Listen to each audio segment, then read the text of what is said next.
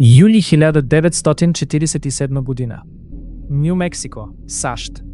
Един обикновен фермер излиза сутринта да провери нивите си след силна буря и открива нещо, което правителството ще се опитва да скрие следващите 80 години. Това е историята на Розуел. И след като чуеш всичко до края, сам ще прецениш дали ни казват истината.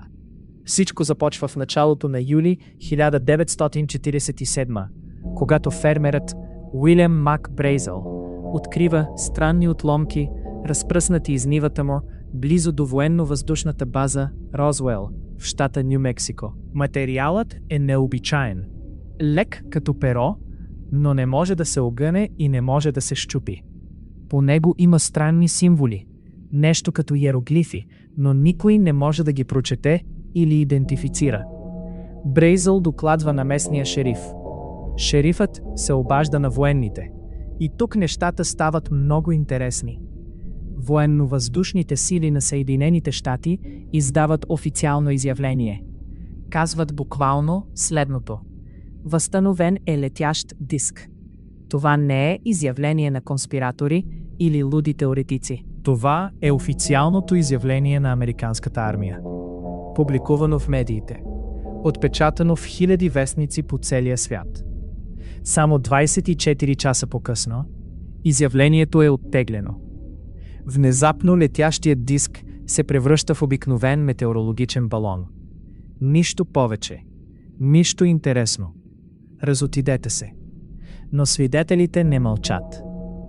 Майор Джеси Марсел, военен офицер, участвал лично в разследването и събирането на отломките, казва до края на живота си, че материалът не е от този свят. Той е виждал стотици военни обекти, балони, самолети и ракети. Знае разликата и твърди, че това, което е видял, не прилича на нищо земно. Глен Денис, местен погребален агент от Розуел, твърди, че военните го питали по телефона за малки херметически ковчези и за начини да се запазят тела, намерени на открито, без да се унищожат следи от тъканта.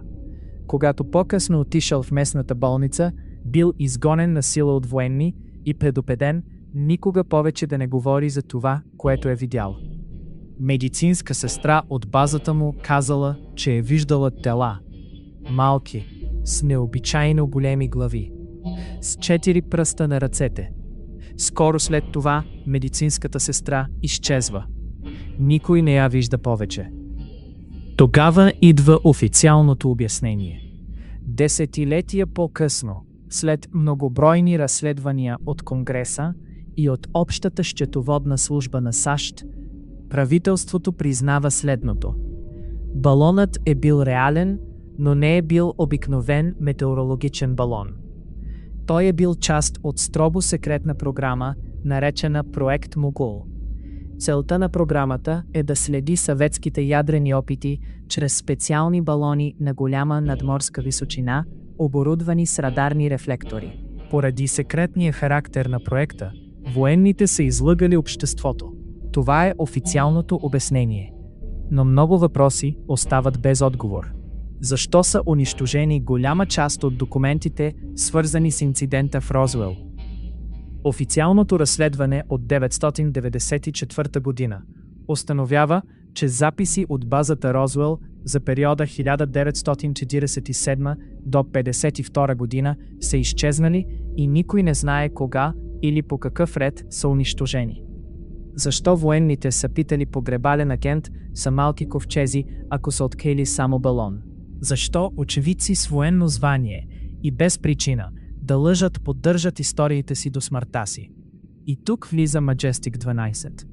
В средата на 80-те години изплуват документи, твърдящи, че президентът Хари Труман е подписал секретна заповед малко след инцидента в Розуел, с която създава тайна група от 12 от най-влиятелните военни и учени в Америка.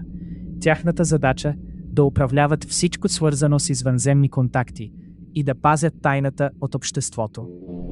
Правителството твърди, че документите са фалшиви, но никой не може да докаже окончателно нито едното, нито другото.